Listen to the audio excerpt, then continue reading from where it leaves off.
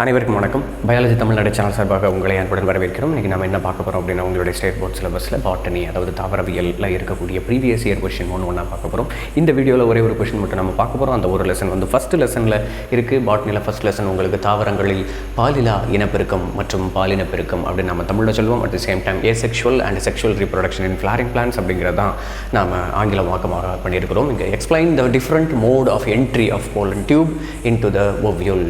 Ovule அப்படிங்கிற ஒரு இதனுடைய ஸ்ட்ரக்சர் தெரியும். அந்த ஓவியூலுக்குள்ளே ஃபெர்டிலைசேஷன் நடக்கும்போது போலன் டியூப் ஃபார்ம் ஆகும். அந்த போலன் டியூப் எந்தெந்த வழியாலாம் உள்ளே போகுது அப்படிங்கிறது தான் இந்த கொஷின். இந்த கொஷின் மார்ச் 2020 கேட்டிருக்காங்க. அதனுடைய தமிழாக்கம் என்ன அப்படிங்கிறத பார்த்துட்டு இதுக்கு என்னென்ன கீவேர்ட்ஸ்லாம் எழுதணும் அப்படிங்கிறத தெளிவாக நம்ம பார்த்தலாம். அந்த வீடியோவில் மகரந்த குழாய் உள் நுழைதலின் வகைகளை குறிப்பிடுக. மகரந்த குழாய் உள் நுழைதல் அப்படின்றது வந்து ஃபர்ஸ்ட் ஆஃப் ஆல் இந்த என்ட்ரி ஆஃப் போலன் டியூப்பில் நீங்கள் என்னென்ன பாயிண்ட்ஸ்லாம் எழுதணும் அப்படிங்கிறத ஃபஸ்ட்டு நம்ம பார்த்துலாம். Explain the different mode of entry of pollen tube into the ovule. There are 3 types. அதில் வந்து 3 types அப்படிங்கிறது வந்து முக்கியமான ஒரு keyword. Pollen tube entry into the ovule. So இங்கே பார்த்தீங்கன்னா இது வந்து ஒரு ஓவியலினுடைய ஸ்ட்ரக்சர். இந்த ஓவியலில் வந்து எம்பிரியோ சாக் இருக்குது. இந்த எம்பிரியோ சாக்கில் வந்து இந்த சைடு எக் அப்பேரட்டஸ் இருக்குது. இதுக்கு பேர் போலார் பாடி அல்லது செகண்டரி நியூக்ளியஸ் அப்படின்னு நம்ம சொல்லுவோம். இதுக்கு பேர் ஆன்டிபோடல்ஸ் அப்படின்னு நம்ம சொல்லுவோம். இந்த ரீஜன் வந்து சலாசா ரீஜன் அப்படின்னு நம்ம சொல்லுவோம். இதுக்கு பேர் மைக்ரோபைல் ரீஜன் அப்படின்னு நம்ம சொல்லுவோம். மைக்ரோபைல் அப்படிங்கிறது வந்து சூழ்துளை அப்படின்னு நம்ம ஆங்கிலமாக்கம் தமிழாக்கம் பண்ணலாம். இந்த இடத்துல எக் அப்பேரட்டஸ் அப்படிங்கிறது முட்டை சாதனம் என்று நாம் சொல்கிறோம். இது வந்து 2ஆம் நிலை உட்கரு அப்படின்னு நம்ம சொல்லுவோம். இதுக்கு பேர் ஆன்டிபோடல்ஸ் என்பது எதிரடி செல்கள் அப்படின்னு நம்ம சொல்லுவோம்.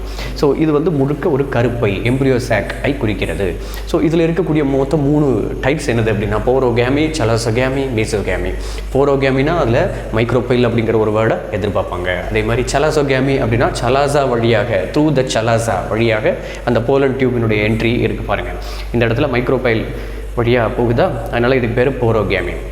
இந்த இடத்துல வந்து பார்த்திங்க அப்படின்னா சலாசா வழியாக போகுது, ஆனால் மைக்ரோபைல் வழியாக தான் உள்ள என்ட்ரி ஆகும்.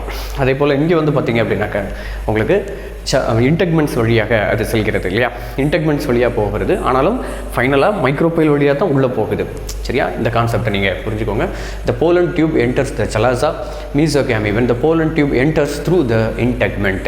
இப்படி தான் 3 டைப் இருக்குது. இந்த 3 டைப்பும் நீங்கள் எழுதி வச்சுட்டு இந்த டயக்ராமை நீங்கள் போட்டிங்க அப்படின்னாக்கா 3 மார்க் கொஷினாக இருந்துச்சுன்னா 3 மார்க் கொடுப்பாங்க.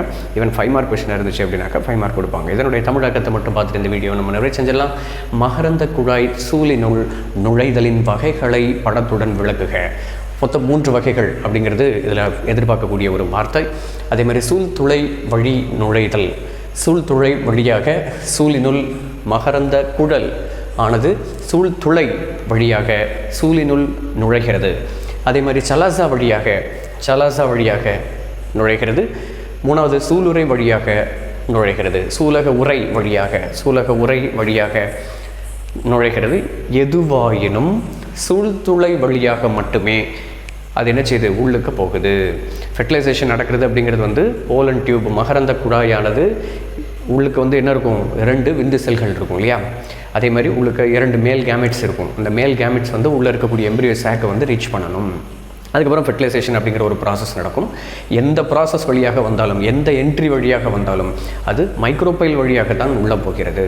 அந்த சூழ்துளை வழியாக தான் உள்ளே போகிறது. ஸோ இப்போ இதில் இருக்கக்கூடிய கீவேர்ட்ஸ் என்னென்ன அப்படிங்கிறதெல்லாம் நோட் பண்ணிவிட்டு இந்த கீவேர்ட்ஸை வச்சுக்கிட்டு சென்டென்ஸ் மேக் பண்ணி எழுதுங்க. அதே மாதிரி தலைப்புகள் வந்து ரொம்ப முக்கியம். எக்காரணத்தை கொண்டு எந்த தலைப்பையும் நீங்கள் எக்ஸாமில் விட்டுறாதீங்க. அதே மாதிரி இதில் இருக்கக்கூடிய வார்த்தைகளை மட்டும் நீங்கள் அண்டர்லைன் பண்ணிவிட்டு இதை மட்டும் நோட்ஸ் எடுத்துக்கிட்டு இதை மட்டும் வச்சு நீங்கள் சென்டென்ஸ் மேக் பண்ணி எழுதி அதுக்கப்புறம் இந்த டயக்ராமையும் வந்து ஓரளவுக்கு நிதானமாக நீங்கள் போட்டு முடிச்சிட்டிங்க அப்படின்னாக்கா கண்டிப்பாக உங்களுக்கு ஃபுல் மார்க் கிடைச்சிடும். மேலும் பல தகவல்களை தெரிந்து கொள்வதற்கு பயாலஜி தமிழ்நாடு சேனலை சப்ஸ்கிரைப் பண்ணுங்கள். நன்றி, வணக்கம். பலருக்கு சேவை செஞ்ச நீயும் ஒரு ஹீரோடா.